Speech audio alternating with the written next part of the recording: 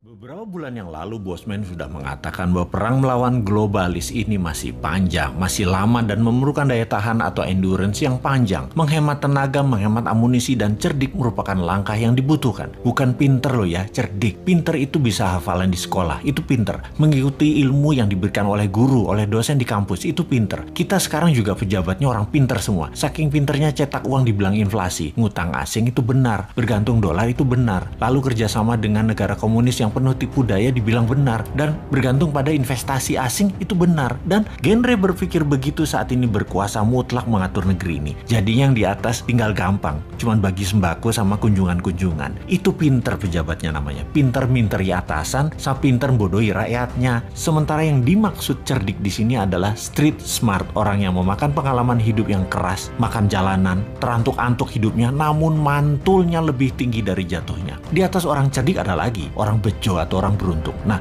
lebih enak lagi gabungan keduanya sebagai pemimpin. Sudah bejo, cerdik lagi. Itu baru pantas jadi pemimpin yang mengatur perang melawan globalis cabal. Oh iya, sebelum lanjut, kita harus membedakan pebisnis globalis dan globalis cabal. Cabal adalah secret society, lebih menginginkan kepengendalian mutlak atas kehidupan manusia. Cabalis itu sudah pegang kendali atas teknologi, atas informasi, kendali atas komunikasi, sistem keuangan, dan sekarang kendali ke arah dua hal yang penting, yaitu kesehatan serta makanan. Musuh negara tidak berdaulat yang pemimpinnya oportunis itu bukan hanya dua negara besar, Tiongkok dan Amerika, tetapi ditambah juga globalis cabal. Jadi ada tiga musuh sebenarnya. Kita detailkan ketiganya, pengendali negara lemah tersebut. Pola kendali terhadap negara lemah atas dua negara besar dan kelompok globalis adalah tiga strategi Tiongkok, yaitu menggunakan soft power kalau Tiongkok ya. Pertama, kendali atas media massa sebuah wilayah. Nomor dua, kendali atas pejabat pemerintahan wilayah yang ditarget serta anggota parlemennya. Kemudian nomor tiga, kendali atas peraturan hukum dan penegakan hukum di wilayah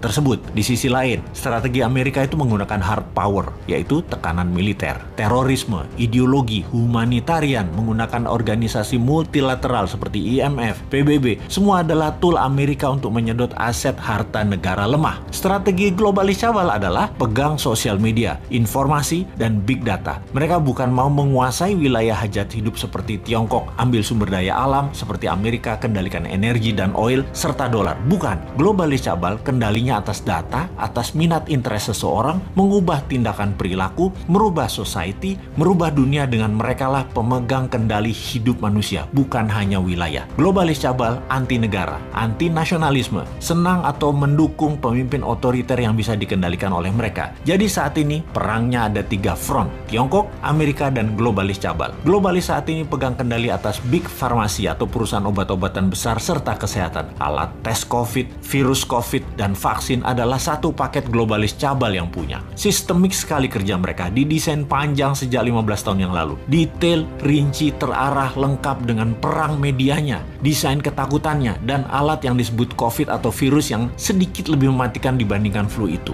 Bahkan vaksin buat para petinggi big farmasi atau elit globalis cabal beda dengan yang dikasih ke masyarakat. Pastinya yang di masyarakat itu mengandung merkuri. Ini kata data intelijen pertahanan internasional loh ya. Mudah-mudahan data ini salah. Vaksin globalis paling nggak suka dengan imunoterapi atau imunodulator. Peningkatan imunitas yang dipakai untuk melawan mereka. Karena tidak bisa didata, tidak bersertifikat. Mereka globalis cabal yang perlu bukan hanya vaksinnya laku, PCR antigennya laku, sebaran virusnya cepat dan meluas, tapi data itu tidak kalah penting bagi mereka. Globalis menyarankan pakai masker dan lockdown di banyak wilayah sesuai dengan saran versi globalis. Semua sudah dibuat protokolnya sehingga efeknya perangnya panjang. Ada yang improvisasi misalnya pakai imunoterapi lokal, lockdown ringan bergantian, ekonomi jalan biasa, pakai data center satelit sendiri, komunikasi pakai tool negara tersebut sendiri, sosial media punya sendiri, negara tersebut nggak akan rubuh, ekonomi jalan dan COVID musnah dalam sekejap. Anti saran globalis dan melawan mainstream pasti menang.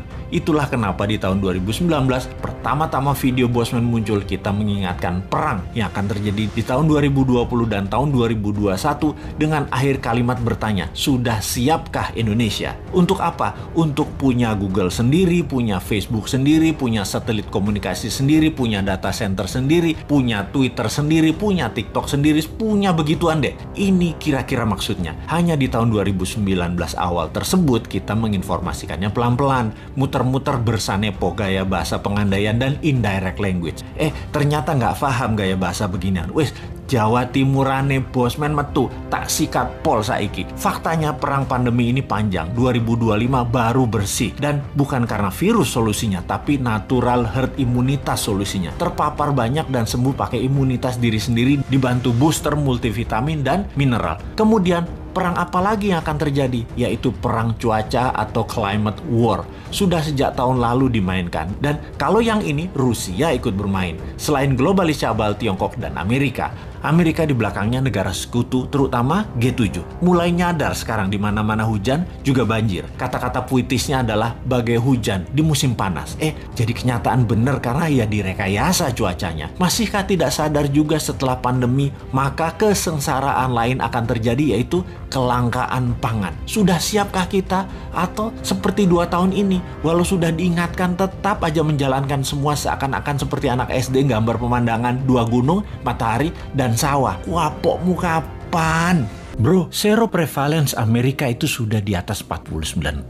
Gila banget nih negara. Informasi ini datang dari seorang sahabat yang 10 tahun terakhir mengajar di sebuah kampus ekonomi di sisi timur Amerika. Dialah yang mengajari Bosman tentang MMT, Modern Monetary Theory. Beliau juga sahabat dari Stephanie Kelton, pejuang konsep ekonomi modern MMT ini, di mana konsep MMT ini dipakai Amerika. Namun yang diajarkan di kampus beda dengan yang Amerika pakai. MMT juga dipakai di Tiongkok, Jepang, Jerman, Inggris, dan saat ini Turki, serta Argentina mengadopsinya. Untuk Indonesia, tenang. Kalau Newman jadi pegang kendali, pasti pakai MMT. Pada sabar ya, dan terus berjuang memintarkan masyarakat. Lihat ilmunya, fokus di ilmunya. Dan jangan fokus di populernya seseorang. Karena kebanyakan mereka ingin menari di panggung politik, fokusnya membuat populer saja. Seperti para calon-calon saat ini, mencari populer tanpa punya konsep bernegara. Kembali ke informasi sepotong di atas. Pertanyaan di kepala saya selanjutnya adalah, apaan tuh seroprevalence? Sehingga saya pun bertanya kepadanya. Seroprevalensi adalah jumlah individu dalam suatu populasi yang menunjukkan hasil positif baik untuk penyakit tertentu berdasarkan spesimen serolog atau serum darah. Jadi, menurut sahabat saya ini, di Amerika kekebalan tubuh imunitas terhadap COVID lebih dari 49,1% dari populasi. Dan ini hebat. Ditambah yang telah berhasil divaksin adalah 13,7% saat ini. Maka Amerika sudah mendekati herd immunity. Ya terang saja nonton final NBA kemarin pada nggak pakai masker.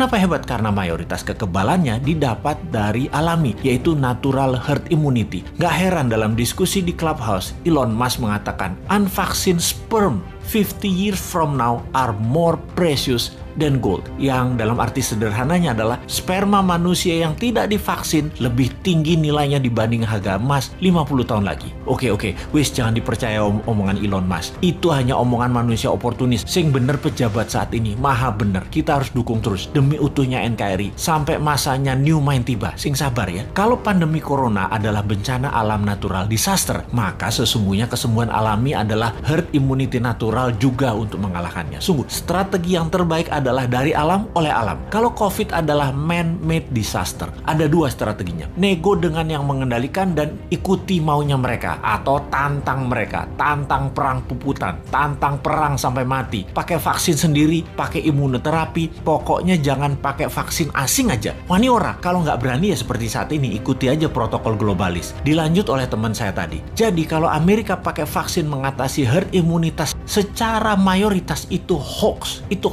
Bener, pakai vaksin, tapi hanya minor. Hanya palingan 20-30%-an saja, yang 30%-an nanti yang alami. Amerika pakai natural imunitas terbanyaknya. Lalu saya bertanya, kalau Tiongkok menangani COVID pakai vaksin ya? Dijawab olehnya, belum tentu. Tiongkok itu rezim komunis. Gak ada transparansi dan akuntabilitas bagi siapapun dari luar negeri bisa mengakses kebenaran informasi yang Tiongkok berikan. Siapa yang bisa memverifikasi berita kalau society dibungkam di sana? Banyak ahli-ahli luar Tiongkok mau fact finding masuk ke Tiongkok, nggak bisa, ditolak Beijing. Sebaiknya kita tidak consider data Tiongkok sebagai data utama. Semua data dari Tiongkok itu dari pusat partai komunis. Semuanya dialterate, diubah sesuai untuk kepentingan propaganda yang menguntungkan Tiongkok. Bisa saja ternyata Tiongkok juga pakai natural herd immunity, namun dipropagandakannya pakai vaksin. Taunya Tiongkok menyehatkan warganya dengan multivitamin dan mineral, sementara vaksin diekspor keluar sebagai dagangan internasional. Jadi Tiongkok kayak Amerika juga juga. Jangan-jangan 60%-nya pakai natural herd imunitas. Sisanya vaksin, siapa yang tahu? Banyak negara tergocek globalis cabal agar pakai vaksin mayoritasnya. Yang natural imunitasnya dibatasi. Memang tidak deadly atau mematikan menggunakan vaksin itu. Vaksin faktanya memang mengurangi fatality kematian. Tetapi sisi lain, ya kita jadi korban ekonomi, jadi miskin. Kita jadi buyer beliin vaksin terus. Ya, semoga salah lagi nih data dari Tiongkok dan globalis kali ini. Tapi data seroprevalence yang dari Amerika mah bener.